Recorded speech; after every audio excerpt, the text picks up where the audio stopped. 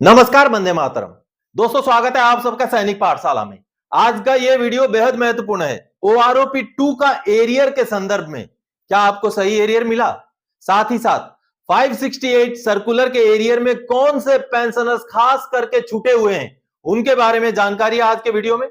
और दोस्तों, fixed medical allowance जो हर महीने 1000 रुपए मिलता है, वो आपको भी लागू हो सकता है आपका बंद कर दिया गया है। और खास करके किन पेंशनर का बंद हुआ है उसके बारे में जानकारी। और रिकॉर्ड ऑफिस से 2024 में प्री 2006 के पेंशनर्स का ACP का केस LPC कम डाटा सीट के साथ प्रोसेस हो चुका है, उसके बारे में जानकारी लेंगे इस वीडियो में दोस्तों। तो वीडियो में आगे बढ़ने से पहले मेरा हमेशा की तरह आप सबसे आग्रह दोस्तों, अगर सैनिक पाठशाला चैनल का वीडियो आप पहली बार देख रहे हैं या अभी तक चैनल को सब्सक्राइब नहीं किया है, तो चैनल के साथ जुड़े रहने के लिए, इसका हिस्सा बने रहने के लिए और आपसे जुड़ी हुई भरोसेमंद जानकारियों को पाते रहने के लिए चैनल को सब्सक्राइब जरूर करें। तो चलिए आगे बढ़ते हैं। सबसे पहली जानकारी, जैसे आप देख रहे हैं दोस्तों, हर महीने FMA आपका हक है, ₹1000 मिलता है। क्या आपका भी बंद कर दिया गया है? दोस्तों, खास करके उन पेंशनर्स का FMA बंद है जिनको मिलता था। जी हां, पुराने पेंशनर्स 2003 से पुराने जो पेंशनर्स हैं उनको FMA मिलता था, लेकिन जैसे पेंशनर का डेथ हो जाता है और फैमिली पेंशनर को जब पेंशन स्टार्ट किया गया उनका, तो उनका FMA बंद कर दिया गया। अब फैमिली पेंशनर्स को क्या होता है कि जानकारी नहीं होती है, उनको जो 1000 रुपए हर महीने मिल रहा है वो नहीं मिलता है, उनको पता ही नहीं चलता। लेकिन बाद में जब जागरूक होते हैं, जब सोशल मीडिया से या कहीं से उनको जानकारी मिलती है कि उनको तो FMA मिलना चाहिए था, क्योंकि जो ओरिजिनल पेंशनर थे जिनका डेथ हुआ था उनको मिला करता था 1000 रुपए, तब जाकर के जब वो CP ग्राम्स में ग्रीवेंस डालते हैं, तब जाकर के रिकॉर्ड ऑफिस कहीं ना कहीं इस बात को एक्सेप्ट करता है कि आपको FMA लागू है और आपको हम स्पर्श के जरिए FMA दिलाने के लिए कार्रवाई कर रहे हैं। ये जो सामने लेटर आप देख पा रहे हैं दोस्तों, जिस लेटर में रिकॉर्ड ऑफिस ने ये माना है कि आपको FMA लागू है और आपको FMA दिलाने के लिए हम स्पर्श के तहत कार्रवाई करेंगे। हालांकि रिकॉर्ड ऑफिस ने साथ ही साथ ये भी बोला है कि आपने CP ग्राम्स में ग्रीवेंस तो डाल दिया, लेकिन साथ ही आप एप्लीकेशन भेजिए हमें कि आपका कोरिजेंडम PPO, जो भी PPO है जिसमें पहले FMA ग्रांट था, उस PPO का कॉपी और अभी जो FMA नहीं मिल रहा है, दोनों PPO का कॉपी भेजिए ताकि हम कार्रवाई कर सकें, आपको FMA दिला सकें। तो दोस्तों, जो भी पेंशनर, जो पुराने पेंशनर्स थे, वो FMA अगर ले रहे थे, बाद में फैमिली पेंशनर्स जिनको FMA नहीं मिलता है, बाद में जब पेंशन कन्वर्ट होते टाइम, तो उनको जरूर चेक करना चाहिए कि कहीं पुराने समय में FMA मिल तो नहीं रहा था, बाद में जाकर के फैमिली पेंशन शुरू करते टाइम हो सकता है बंद किया गया हो, तो उस चीज को चेक करके आप भी FMA का क्लेम करें। आपको भी 1000 रुपए हर महीने का FMA मिल सकता है, या तो फिर आप ECHS अप्लाई करके ECHS की सुविधा ले लें। चलिए अगली जानकारी दोस्तों, OROP 2 में हजारों पेंशनर्स को मिला है गलत एरियर। क्या आपने चेक किया? क्या आपने कभी चेक किया आपको जो एरियर मिला सही मिला या गलत मिला? आज मैं आपको एग्जांपल के साथ, यहां पर कुछ डाटा लिखा हुआ है, इसके साथ आपको समझाता हूं दोस्तों कि कैसे पेंशनर्स को गलत एरियर भी मिला है। सबसे पहले आपको लेटर दिखा दूं, ये जो सामने आप लेटर देख पा रहे हैं दोस्तों, जो PCDA ने CPPC को लिखा है। अब इस लेटर में पेंशनर्स को चौथा किस्त नहीं मिला था, तो उसके ऊपर यह लेटर लिखा गया था और इस लेटर में क्लियरली सारी बातें लिखी गई हैं कि उनको पहला इंस्टॉलमेंट मार्च 2023 में मिला 23,111 रुपए, सेकंड इंस्टॉलमेंट 11,556 रुपए मिला और अगस्त 2023 में मिला, थर्ड इंस्टॉलमेंट उनको मिला 17,334 रुपए और नवंबर 2023 में मिला। इतनी चीजें, इतनी बातें इस लेटर से क्लियर हो रही हैं। अब आगे मैं आपको बता दूं दोस्तों कि उनको चौथा इंस्टॉलमेंट मार्च 2024 में मिला। मार्च 2024 में उनको चौथा इंस्टॉलमेंट मिला, क्योंकि रुका हुआ था वो मिल गया उनको, और ये चौथा इंस्टॉलमेंट मिला है दोस्तों 24,658 रुपए। तो आपको मैं बता दूं कि उनका टोटल इंस्टॉलमेंट मिला करके उनको कितना एरियर मिला और उनका कितना बन रहा था, तो आपको भी इस तरीके से कैलकुलेट करने की जरूरत है। वो थे एक नायक रैंक के पेंशनर, उनका रैंक था नायक, लेंथ ऑफ सर्विस था उनका 16 साल।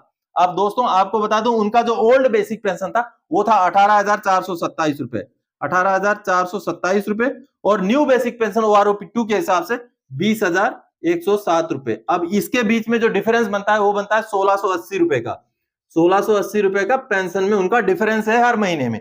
अब समझिए टोटल एरियर उनका कितना बनेगा जुलाई 2019 से दिसंबर 2022 तक। अब ये जो 1680 रुपए है, इसको मल्टीप्लाई कर दीजिए 52.26 से, 52.26 से जैसे मल्टीप्लाई करेंगे 87,797 इसका निकलता है, 87,797। ये कब तक का है? जुलाई 2019 से दिसंबर 2022 तक का आपका जो बेसिक पेंशन का डिफरेंस है उसको 52.26 से गुणा कर दीजिए।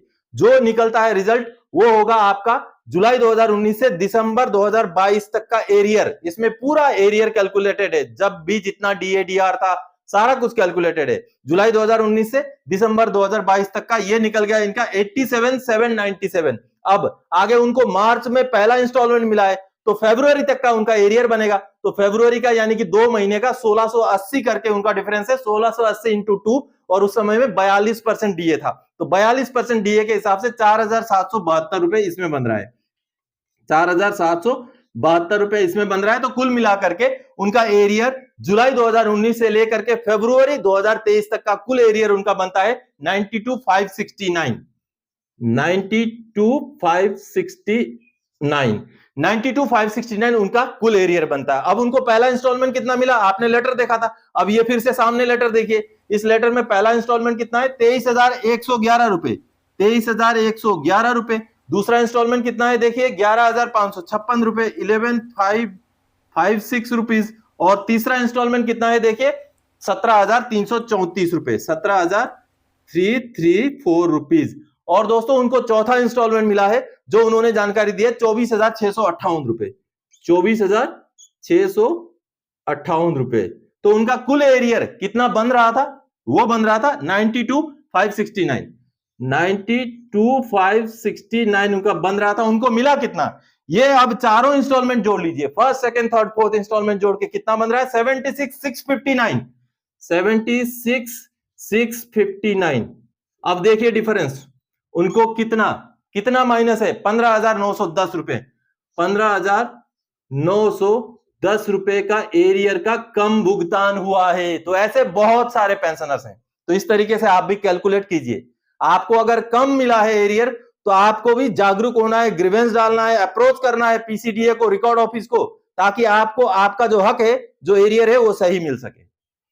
चलिए अगली जानकारी दोस्तों, रिकॉर्ड ऑफिस ने प्री 2006 के पेंशनर का एसीपी का पार्ट 2 ऑर्डर करके एलपीसी कम डाटा शीट बना के भेजा पीएओआर को। जी हां, ये जो सामने आप लेटर देख पा रहे हैं जिसमें रिकॉर्ड ऑफिस ने पेंशनर को ये जानकारी दी है, उनका 2024 में ही एसीपी का पार्ट 2 ऑर्डर किया गया। जैसे आप देख रहे हैं 2024 में उनका पार्ट 2 ऑर्डर किया गया और उस पार्ट 2 ऑर्डर के साथ एलपीसी कम डाटा शीट लगा करके आगे पेंशन में उसकी बढ़ोतरी देने के लिए उनका जो है केस प्रोसेस कर दिया गया पीएओआर को। यानी कि दोस्तों अभी पीएओआर को प्रोसेस हो रहे हैं, लेकिन इसमें गवर्नमेंट सैंक्शन की भी शायद जरूरत पड़ेगी। अगर पीएओआर से वापस आए तो गवर्नमेंट सैंक्शन लगा के दोबारा प्रोसेस करना पड़ेगा। तो आप भी अगर एलिजिबल हैं, 2006 के पुराने पेंशनर हैं, तो आपको भी कार्रवाई करना चाहिए। आप अगर 10 साल से ज्यादा सर्विस करके आ रहे हैं और आपको अगर सिपाही की पेंशन मिल रही है तो आपको भी एसीपी नायक लागू है। आपका सर्विस 20 साल से ऊपर है तो आपको भी एसीपी हवलदार लागू है। लेकिन आपका रिटायरमेंट का डेट जो है 7 अगस्त 2003 से 31 दिसंबर 2005 के बीच का होना चाहिए। अब चलिए ध्यान से समझें, किनको ज्यादातर 568 सर्कुलर का एरियर का भुगतान बचा है। जी हां, बहुत सारी संख्या में आज के डेट में भी 568 सर्कुलर का एरियर बचा हुआ है। और किनको बचा हुआ है, मैक्सिमम किनको बचा हुआ है, उनको बचा हुआ है जो सर्विस पेंशनर जिंदा थे, जीवित थे 2006 में, 2006, 2007, 2008, 2009 तक वो जीवित थे। उनको सर्विस पेंशन के हिसाब से 568 का एरियर मिलना था। लेकिन बाद में जाके कहीं 2010 में, 11 में, 12 में, 13 में, 14 में, 15 में, या तो फिर जो 568 का सर्कुलर है उस सर्कुलर का भुगतान से पहले पहले अगर उन पेंशनर का डेथ हुआ है और आगे फैमिली पेंशन शुरू हुआ है तो ज्यादातर उन फैमिली पेंशनर का भुगतान बचा हुआ है। तो आप समझ गए होंगे, अगर आपको छठे पे कमीशन में कम मिला है और इसी हिसाब से अगर आपका पेंशन भी 2010-11 से लेके 2016-17 में शुरू हुआ है फैमिली पेंशन, तो आपको भी चेक करना चाहिए कहीं आपका भी लागू हो ना मिला हो। अगर ऐसा है तो आपको भी सीपी ग्राम्स में तुरंत ही ग्रीवेंस डालना चाहिए ताकि आपको आपका 568 सर्कुलर का एरियर मिल सके। तो दोस्तों आज के इस वीडियो में इन्हीं जानकारियों के साथ आया था। आगे और कोई जानकारी आपसे सरोकार रखने वाला विषय लेके मैं फिर से हाजिर हो जाऊंगा। तब तक के लिए जय हिंद दोस्तों।